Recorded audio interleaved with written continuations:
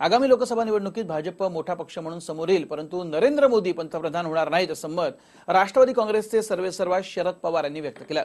सुजय विखे पाटील हे राज्याचे promising leader बनू शकतात असं सांगत, मी आपल्या घरातील मुलांची जिद्द पूर्ण करू शकतो, दुसऱ्यांच्या मुलाची कशी करू असा सवाल पवारांनी उपस्थित केला। नंबर उनको नहीं मिलेगा, बाद में बात कर सकते हैं। क्या किस वजह से आपको लगता है नंबर क्यों नहीं मिलेगा? अभी 3 राज्यों में क्यों नहीं उनको मिले? मध्य प्रदेश में, राजस्थान में, उत्तराखंड में उनकी गवर्नमेंट थी, 10 साल गवर्नमेंट थी।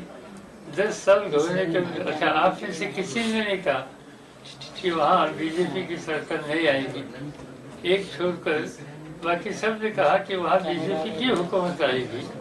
मगर आपने देखा कि परिवर्तन आ गया, तीनों जगह पर बीजेपी हारी। वही स्थिती आएगी नॅशनल लेवल। आपला रस्ता बदलत असेल, त्याला तो रस्ता सुखाचा वाटत असेल तर त्या सुखाच्या रस्त्याने मार्गक्रमण करायला आमच्या शुभेच्छा। माझ्या घरातला फक्त मला फुलवायचा अधिकार आहे।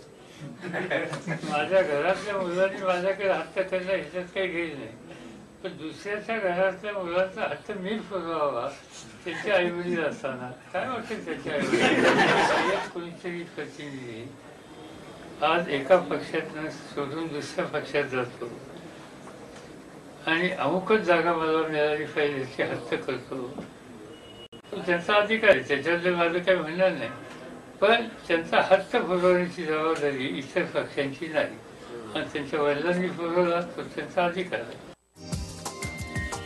हा व्हिडिओ तुम्हाला आवडला असेल तर असे आणखी व्हिडिओ पाहण्यासाठी TV9चं YouTube चॅनल सबस्क्राइब करा, बेल बटन दाबा, ताज्या घडामोडींसाठी लॉग ऑन करा tv9marathi.com।